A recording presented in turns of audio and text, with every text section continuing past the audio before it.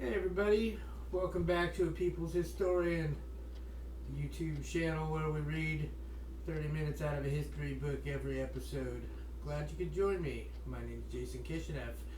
We're about to start chapter 22 of A People's History of the United States, entitled The Unreported Resistance.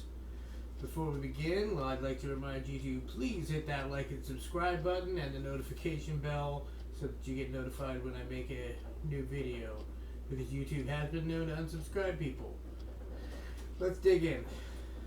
In the early 1990s, a writer for the New Republic magazine reviewing with approval in the New York Times a book about the influence of dangerously unpatriotic elements among American intellectuals warned his readers of the existence of a permanent adversarial culture in the United States. It was an accurate observation. Despite the political consensus of Democrats and Republicans in Washington, which set limits on American reform, making sure that capitalism was in place, the national military strength was maintained, that wealth and power remained in the hands of a few, there were millions of Americans, probably tens of millions, who refused either actively or silently to go along. Their activities were largely unreported by the media. They constituted this permanent adversarial culture. Know anybody like that? The Democratic Party was more responsive to these Americans on whose votes it depended, but its responsiveness was limited by its own captivity to corporate interests, and its domestic reforms were severely limited by the system's dependency on militarism and war. Thus, President Lyndon Johnson's war on poverty in the 60s became a victim of the war in Vietnam. And Jimmy Carter could not go far so long as he insisted on a huge outlay of money for the military, much of this to stockpile more nuclear weapons. As these limits became clear in the Carter years, a small but determined movement against nuclear arms began to grow. The pioneers were a tiny group of Christian pacifists who had been active against the Vietnam War. Among them were a former priest, Philip Berrigan, and his wife, Elizabeth McAllister, a former nun. Again and again, members of this group would be arrested for engaging in nonviolent acts of dramatic protest against nuclear war at the Pentagon and the White House, trespassing on forbidden areas, pouring their own blood on symbols of the war machine. In 1980, small delegations of peace activists from all over the country maintained a series of demonstrations at the Pentagon in which over 1,000 people were arrested for acts of nonviolent civil disobedience. In September of that year, Philip Berrigan, his brother Daniel, the Jesuit priest and poet, Molly Rush, a mother of 6, Anne Montgomery, a nun and counselor to young runaways and prostitutes in Manhattan, and 4 of their friends made their way past a guard in the General Electric plant at King of Prussia, Pennsylvania, where nose cones for nuclear missiles were manufactured. They used sledgehammers to smash 2 of the nose cones and smeared their own blood over missile parts, blueprints, and furniture. Arrested, sentenced to years in prison, they said they were trying to set an example, to do as the Bible suggested, to beat swords into plowshares. They pointed to the huge allocations of taxpayers' money to corporations producing weaponry. GE drains $3 million a day from the public treasury, an enormous larceny against the poor. That was in quotation marks. It doesn't say who it's quoting, though. Before their trial, they came to be known as the Plowshares 8. Daniel Berrigan had written in the Catholic Worker, "I know of no sure way of predicting where things will go from there, whether others will hear and respond, or how quickly or slowly, or whether the act will fail to vitalize others, will come to a grinding halt then and there, its actors stigmatized or dismissed as fools, One swallows dry and takes a chance. In fact, the movement did not come to a halt. Over the next decade, a national movement against nuclear weapons developed from a small number of men and women willing to go to jail to make others stop and think, to millions of Americans frightened at the thought of nuclear holocaust, indignant at the billions of dollars spent on weaponry while people were in need of life's necessities.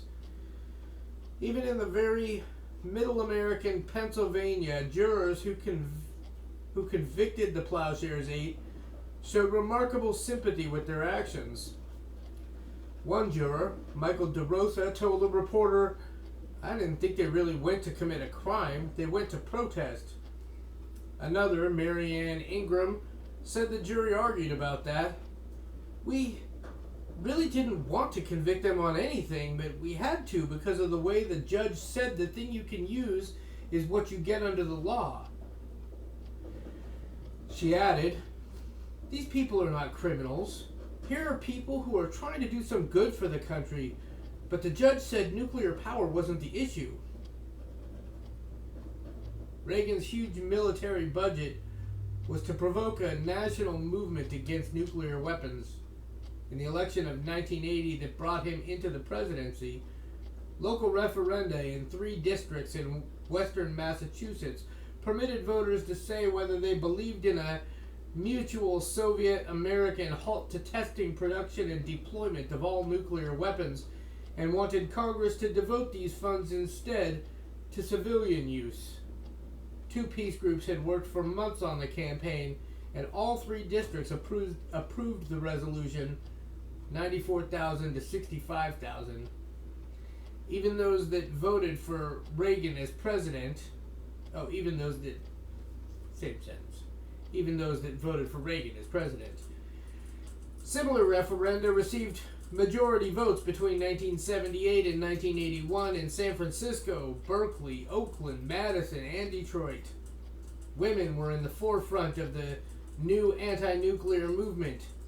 Randall Forsberg, a young specialist in nuclear arms, organized the Council for a Nuclear Weapons Freeze, whose simple program, a mutual Soviet-American freeze on the production of new nuclear weapons, began to catch on throughout the country. Shortly after Reagan's election, 2,000 women assembled in Washington, marched on the Pentagon, and surrounded it in a great circle, linking arms or stretching to hold the ends of brightly colored scarves. 140 women were arrested for blocking the Pentagon entrance. A small group of doctors began to organize meetings around the country to teach citizens the medical consequences of nuclear war.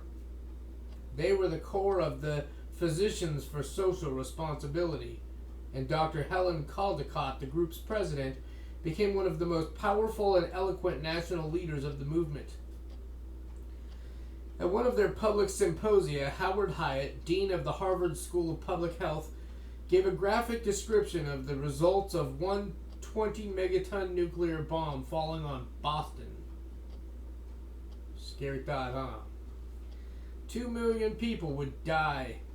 Survivors would be burned, blinded, crippled. In a nuclear war, there would be 25 million severe burn cases in the nation, yet all existing facilities could take care of only 200 cases. At a national meeting of Catholic bishops early in the Reagan administration, the majority opposed any use of nuclear weapons. In November 1981, there were meetings on 151 college campuses around the country on the issue of nuclear war, and at local elections in Boston that month, a resolution calling for increased federal spending on social programs by reducing the amount of our tax dollars spent on nuclear weapons and programs of foreign intervention won a majority in every one of Boston's 22 wards, including both white and black working class districts. On June 12, 1982, the largest political demonstration in the history of the country took place in Central Park, New York City. close to 1 million people gathered to express their determination to bring an end to the arms race.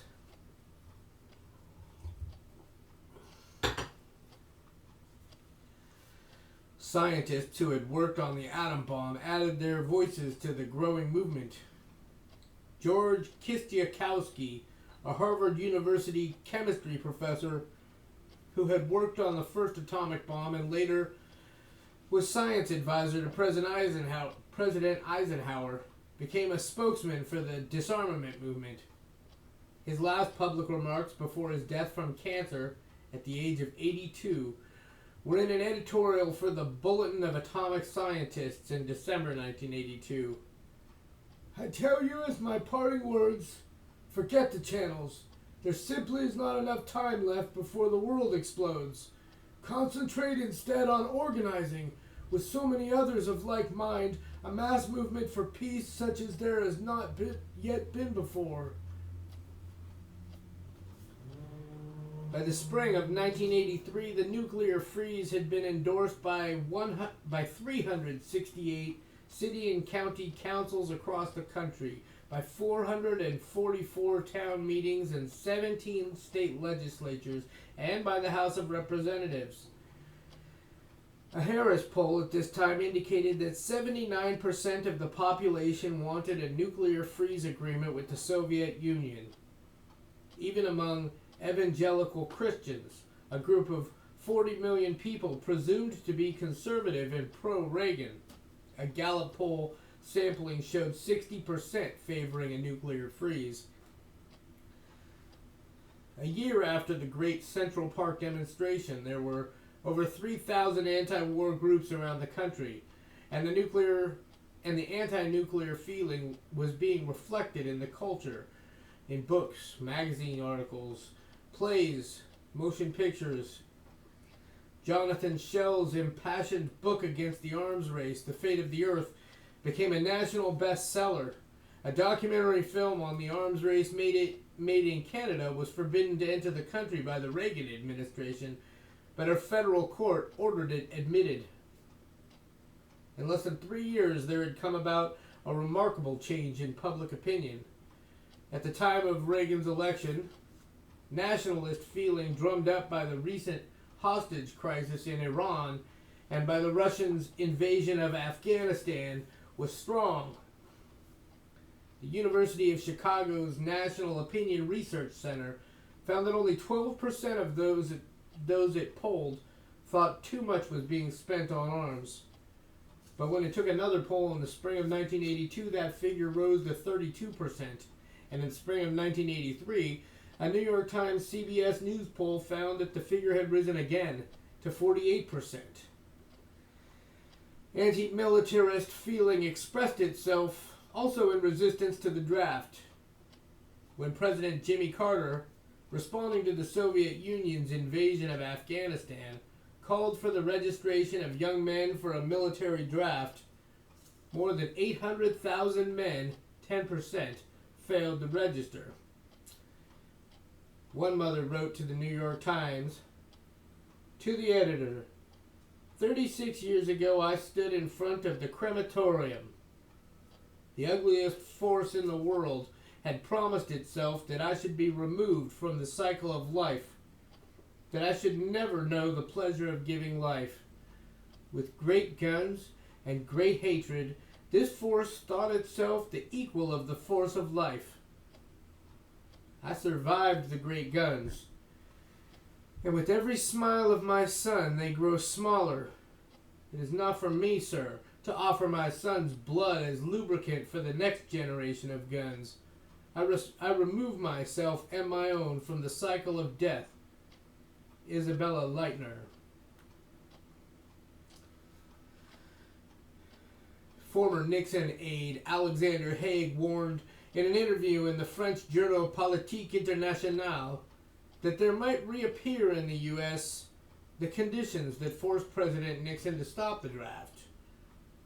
"There is a Jane Fonda on every doorstep," he said. One of the young men who refused to register, James Peters, wrote an open letter to President Carter. "Dear Mr. President, On July 23rd, 1980, I am expected to report to my local post office for the purpose of registering with the Selective Service System. I hereby inform you, Mr. President, that I will not register on July 23rd or at any time thereafter. We have tried militarism and it has failed the human race in every way imaginable. I wonder how Howard Zinn gets copies of these letters. It's quite amazing, actually. He's very thorough. Really an amazing historian. Once he was in office, President Reagan hesitated to renew draft registration because, as his Secretary of Defense Caspar Weinberger explained, President Reagan believes that resuming the draft to meet manpower problems would lead to public unrest comparable to that in the 60s and 70s. William Beecher, a former Pentagon reporter, wrote in November 1981 that Reagan was obviously concerned, even alarmed, by the mounting voices of discontent and suspicion over emerging U.S. nuclear strategy, both in the streets of Europe and more recently on American campuses. Hoping to intimidate the opposition, the Reagan administration began to prosecute draft resistors. One of those facing prison was Benjamin Sasway, who cited U.S. military intervention in El Salvador as a good reason not to register for the draft. Aroused by Sasway's civil disobedience, a right-wing columnist, William A. Rusher of the National Review, wrote indignantly that one heritage of the 60s was a new generation of anti-war teachers. Almost certainly there was a teacher or teachers who taught Benjamin Sasway to look at American society as a hypocritical, exploitative, materialistic roadblock on the path of human progress. The generation of the Vietnam protesters is now in its early 30s, and the academicians among them are already ensconced in the faculties of the country's high schools and colleges. What a pity our jurisprudence doesn't allow us to reach and penalize the real architects of this sort of destruction. Reagan's policy of giving military aid to the dictatorship of El Salvador was not accepted quietly around the nation. He had barely taken office when the following report appeared in the Boston Globe. It was a scene reminiscent of the 1960s, a rally of students in Harvard Yard shouting anti-war slogans, a candlelight march through the streets of Cambridge. 2,000 persons, mostly students, gathered to protest U.S. involvement in El Salvador. Students from Tufts, MIT, Boston University, and Boston College, the University of Massachusetts, Brandeis, Suffolk, Dartmouth, Northeastern, Vassar, Yale, and Simmons were represented. During commencement exercises that spring of 1981 at Syracuse University, when Reagan's Secretary of State Alexander Haig was given an honorary doctorate in public service, 200 students and faculty turned their backs on the presentation. During Haig's address, the press reported nearly every pause in Mr. Haig's 15-minute address was punctuated by chants. Human needs, not military greed. Get out of El Salvador. Washington guns killed American nuns. That last slogan was a reference to the execution in the fall of 1980 of 4 American nuns by Salvadoran soldiers. Thousands of people in El Salvador were being murdered each year by death squads sponsored by a government armed by the United States, and the American public was beginning to pay attention to events in this tiny Central American country. As has been true generally in the making of U.S. foreign policy, there was no pretense at democracy. Public opinion was simply ignored. A New York Times CBS News poll in the spring of 1982 reported that only 16% of its sampling favored Reagan's program of sending military and economic aid to El Salvador. In the spring of 1983, it was disclosed that an American physician named Charles Clement was working with the Salvadoran rebels. As an Air Force pilot in Southeast Asia, he had become disillusioned with U.S. policy there, having seen firsthand that his government was lying and refused to fly any more missions. The Air Force response was to commit him to a psychiatric hospital, then to discharge him as psychologically unfit. He went to medical school and then volunteered to be a doctor with the guerrillas in El Salvador. There was much talk in the American press in the early 80s about the political cautiousness of a new generation of college students concerned mostly with their own careers. But when at the Harvard commencement of June 1983, Mexican writer Carlos Fuentes criticized American intervention in Latin America and said, "Because we are your true friends, we will not permit you to conduct yourselves in Latin American affairs as the Soviet Union conducts itself in Central European and Central Asian affairs." He was interrupted 20 times by applause and received a standing ovation when finished. Among my own students at Boston University, Howard Zinn's own students, I did not find the pervasive selfishness and unconcern with others that the media kept reporting in deadening repetition about the students of the 80s. In the journals they kept, I found the following comments. A male student: "Do you think anything good that has happened in the world had anything to do with government? I work in Roxbury, a black neighborhood. I know the government doesn't work. Not for the people of Roxbury and not for the people anywhere. It works for people with money." A graduate of a Catholic high school: "America to me is a society, a culture. America is my home. If someone were to rob that culture from me, then perhaps there would be a reason to resist. I will not die, however, to defend the honor of the government." A young woman: "As a white middle-class person, I've never felt discriminated against at all. But I'll say this, if anyone ever tried to make me sit in a different schoolroom, use a different bathroom, or anything like that, I would knock them right on their ass." The people are the last ones that need their rights stated on paper, for if they're abused or injusticed by the government or authority, they can act on the injustice directly. When you look at the statements of rights and laws, it's really government and authority and institutions and corporations that need laws and rights to insulate them from the physicality, the directness of the people. Wow. Beyond the campuses, out in the country, there was opposition to government policy not widely known.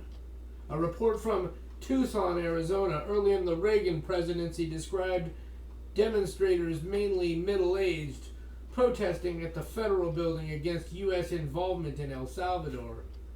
Over 1,000 people in Tucson marched in a procession and attended a mass to commemorate the anniversary of the assassination of Archbishop Oscar Romero, who had spoken out against the Salvadoran death squads.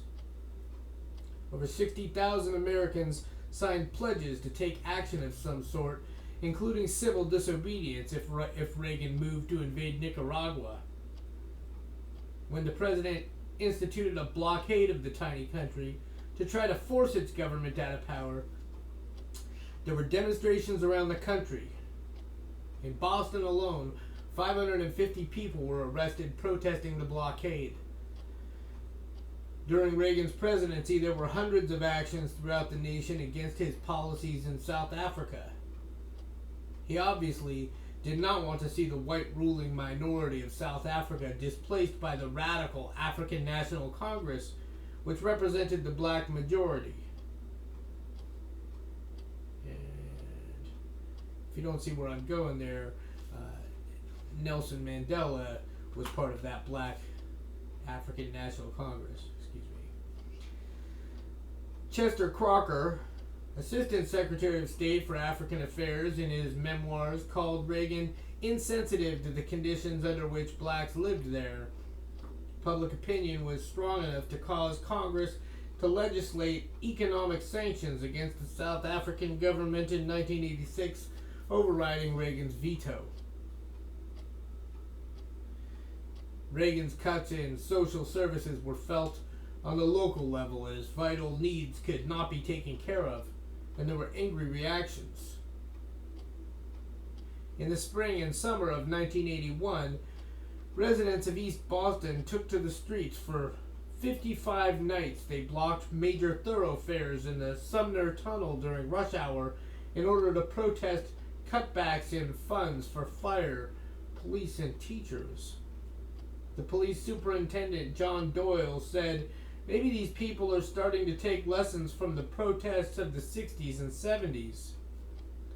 The Boston Globe reported, "The demonstrators in East Boston were mostly middle-aged, middle or working-class people who said they had never protested anything before."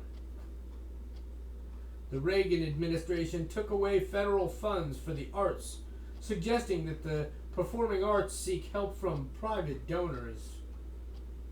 In New York, 2 historic Broadway theaters were razed to make way for a luxury 50-story hotel after 200 theater people demonstrated, picketing, reading plays, and singing songs, refusing to disperse when ordered by police.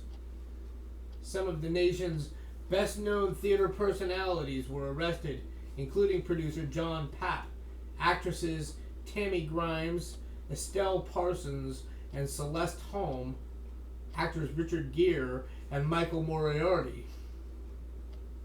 The budget cuts spurred strikes across the country, often by groups unaccustomed to striking.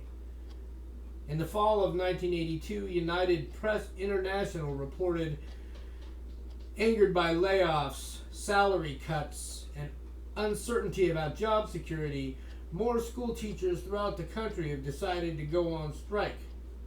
Teacher strikes last week in 7 states, from Rhode Island to Washington, have idled more than 300,000 students.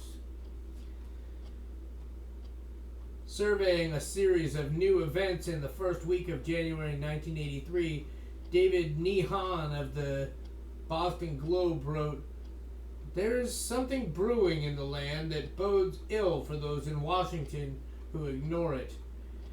People have moved from the frightened state to the angry stage and are acting out their frustrations in ways that will test the fabric of civil order." He gave some examples. In Little Washington, Pennsylvania, in early 1983, when a 50-year-old computer science teacher who led a teacher's strike was sent to jail, 2,000 people demonstrated outside the jailhouse in his support, and the Pittsburgh Post-Gazette called it the largest crowd in Washington County since the 1794 Whiskey Rebellion. When unemployed or bankrupt homeowners in the Pittsburgh area could no longer make mortgage payments and foreclosure sales were scheduled, 60 pickets jammed the courthouse to protest the auction, and the Allegheny Sheriff Eugene Kuhn halted the proceedings. The foreclosure of a 320-acre wheat farm in Springfield, Colorado, was interrupted by 200 angry farmers who had to be dispersed by tear gas and mace. Those farmers, man, that's a rough crowd. When Reagan arrived in Pittsburgh in April 1983 to make a speech, 3,000 people, many of them unemployed steelworkers, demonstrated against him, standing in the rain outside his hotel. Demonstrations by the unemployed were taking place in Detroit, Flint, Chicago, Cleveland, Los Angeles, Washington, over 20 cities in all. Just around that time, Miami blacks rioted against police brutality. They were reacting against their general deprivation as well. The unemployment rate among young African Americans had risen above 50%. And the Reagan administration's only response to poverty was to build more jails. Understanding that blacks would not vote for him, Reagan tried unsuccessfully to get Congress to eliminate a crucial section of the Voting Rights Act of 1965, which had been very effective in safeguarding the rights of blacks to vote in southern states.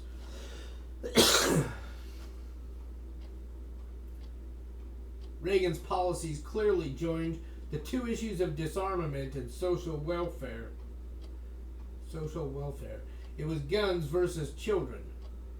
And this was expressed dramatically by the head of the Children's Defense Fund, Marion Wright Edelman, in a commencement speech at the Milton Academy in Massachusetts in the summer of 1983. You are graduating into a nation and world teetering on the brink of moral and economic bankruptcy.